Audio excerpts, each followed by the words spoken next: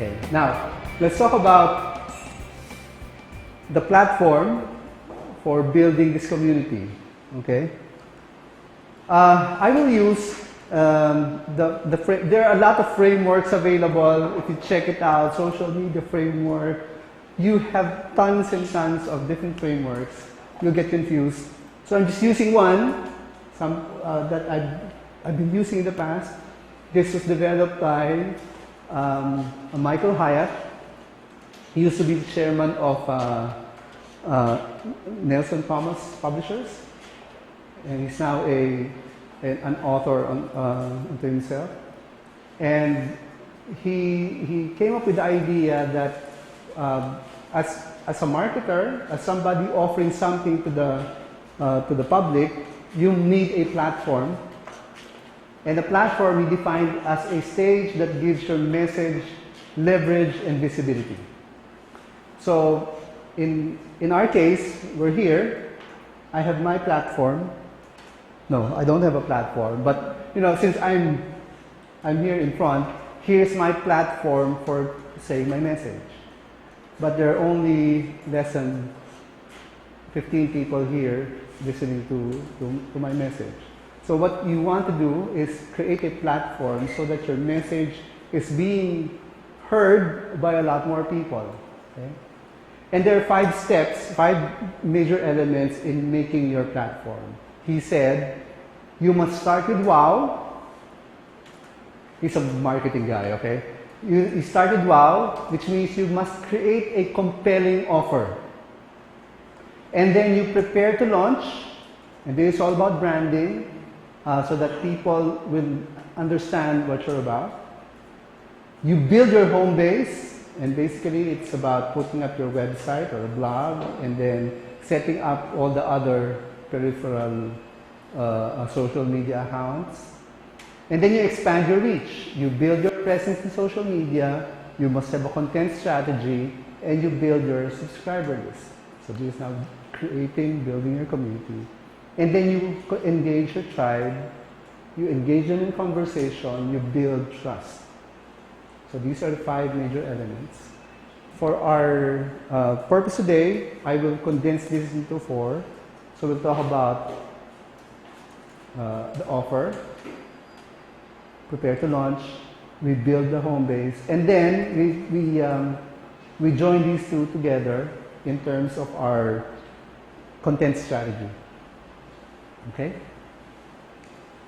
We started wow. At this point, what we will do is, I want you to think about your project. I'll talk about a number of principles here, and then I'll bring the question back to you, because I want you to apply the principles you learned here. Use it in your project. Okay, so it would help if you have a piece of paper, you have Word document open, because I want you to start thinking of your project. Wow! Okay. It's about creating a compelling product. Now, when we talk about product, it can be a physical product, or a service, or a message, or an advocacy, or a fundraising project. Okay? And no amount of marketing savvy or salesmanship can overcome a weak product. So this is the fundamental thing that you start with.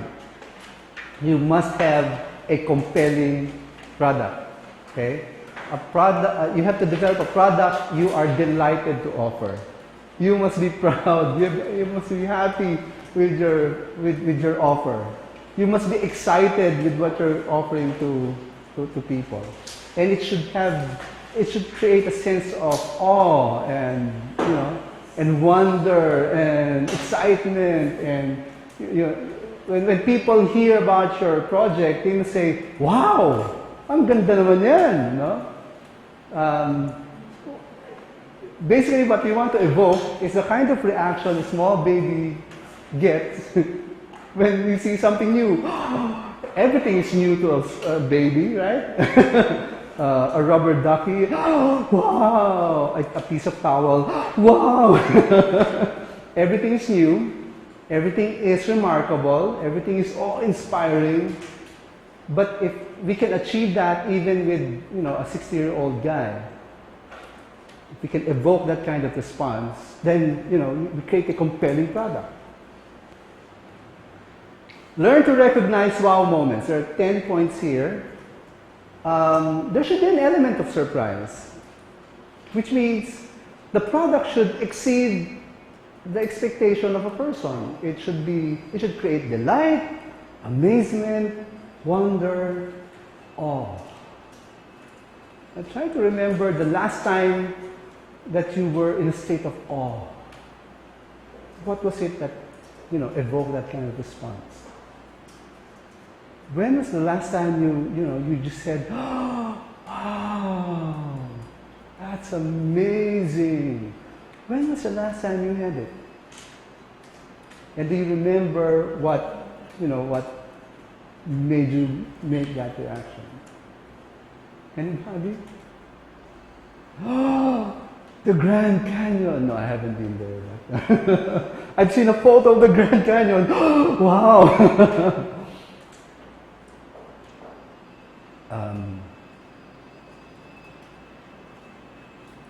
I've been at the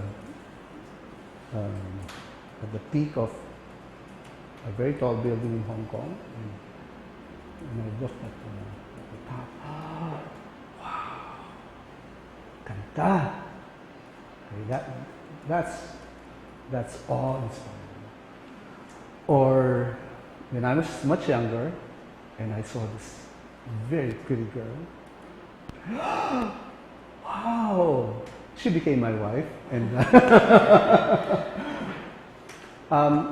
there are things also. There's things that you hear about, people that you talk with, or stories or things that people have done or are doing that somehow, touch a deep part in our hearts. They resonate at a deep level. They can cause goosebumps. We can, there are things that we hear about that cause this. Like, for example, when I heard about the story of young kids who want to go to school in Zamboanga, and they have to cross a river, and their school clothes are in plastic bags, and they have to cross a river, and sometimes they go sleep as they're almost going to drown just to cross a river. When they cross it, then they change clothes just to go to school. And somebody thought of the idea, why don't they ride on a boat? So they came up with a project, of getting people to buy a boat for them, and so that these young kids can, instead of crossing the river with their physical bodies, all they do is ride a boat. They painted it yellow, and it created so much hope. It's the yellow boat of hope that brought these kids to school clean and dry. And somehow that project evoked a mini wow in me. Wow, that's amazing. They thought of that, and now those boats are being used by the parents of those kids for fishing, so it created a livelihood for them. That's a double wow for me. Okay? So there are stories of projects, good works people do that evoke a sense of wow. Because it resonates something deep in our hearts. There's a transcendent experience. It reminds you of your purpose or meaning. It helps you get in touch with the divine, a sense of God is here. Wow. When I'm in the beach alone, and it's getting dark, and the whole sky is a beautiful palette of of reds and violets and pinks, and or an interplay of colors in the sky, you begin to get reminded that there's somebody out there who did this, who painted this great painting. There are moments like that in our lives, and if there are things that we can do that somehow remind people of God, then it can be a wow moment for people. There are things that also help us clarify things. What's more important? What's really essential in life? And when you do get that, it creates a wow moment for certain people. There are things that are timeless. There are things that people do that we know this thing is, this will never grow old. This thing will always be important. And it reminds us that there are things that are that eternal, that will never go away, and they're often universal. Even if it's a particular story, it reminds us of a universal story, a bigger story of people, of humanity. And there's a sense of longevity. It will never wear off. It will endure. It will never, people will never get tired of hearing the story. And for some who are part of that story, there is a sense of privilege. But I feel proud to be part of this story. If something wonderful is happening, and I happen to be right at the very center of it, and I know that this great experience cannot be, you can't replicate it. It only happens, once every 10 years or something. And I'm privileged to be part of this. This is something that gives, a sense of privilege, a sense of being part of an elite group. There are things you can do in the project that can create that kind of feeling, it seems. That can create a sense of wow for people. And I have to bring back the question to you. What's your wow moment?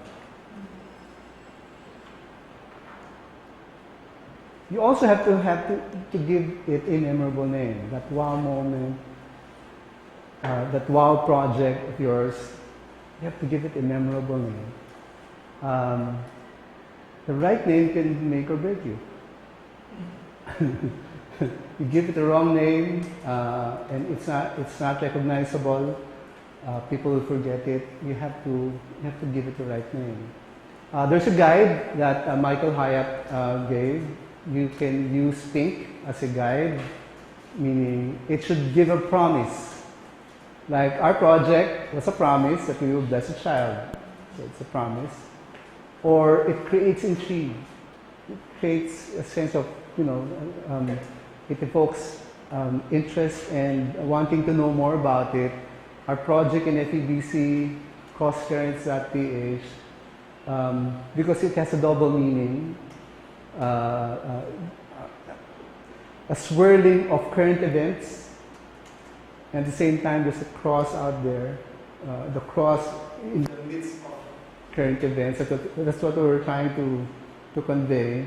But people wanted to ask about what does that mean? What is it all about? Or it can talk about the need. It clarifies the need. So, Save the Children or Compassion Philippines. There's a clearly put out need there. Or the content of the project itself. So, for example, Habitat for Humanity, it's all about putting up houses. First Response Radio, our project in FEBC, it's all about disaster response using radio. So that's the main content of what we're trying to do. How about your project? What's the name of your project? I'd like you to seriously think about it. So if I'm going to use our case study, our Blessed Child project, why did we come up with this project? What's the situation in Plaridel? Okay? So, when I was pastoring the church there, it's the Followers of Christ Fellowship. there were many communities there living by some of them are living beside the creek, and some of them are living in shanties, and they're among the poorest of the poor. And we were able to invite some of them to attend church. And when we were interacting with them, we realized that most of the children there have no idea what Christmas is all about, because they never celebrated Christmas, because they didn't have the money to celebrate a proper Christmas, so they didn't even bother thinking about Christmas at all. So for these young kids, Christmas was just, a long vacation, a long school break. Okay, that's why it is. And we were talking among ourselves, because most of us are middle class, and we were talking about our best Christmas memories, and we talked about Noche Buena and opening gifts, and as little kids, how much joy it gave us. Just even remembering it, okay? Just putting up the Christmas tree is, it evokes a lot of great memories for me. Wrapping the Christmas lights around the Christmas tree, and then putting all of the gifts there, and the sense of anticipation and excitement of, can we open the gifts now? No, it's only the 23rd. No, not yet. Okay, and you have to wait until the 25th when you can finally open the gifts, and you can celebrate with the Noche Buena.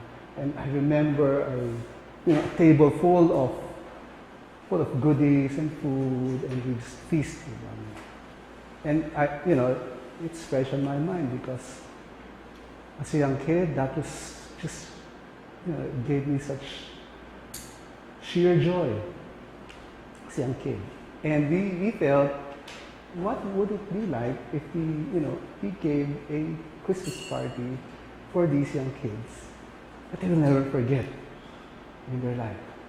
And we want to make sure that they connected with the Christmas story of God giving a gift of His Son, Jesus Christ. He made that strong connection, then they will understand what Christmas is all about, and then we share them the gospel, they will get it. That's what we're hoping for. That's what Blessed Child is all about. That was it helped us understand what we're trying to do, and we knew in our hearts, remembering the wow moments of Christmas past, we knew we wanted to give that same memory to these young kids. That was the wow thing for us. How about you? What's the sense of wow in your project?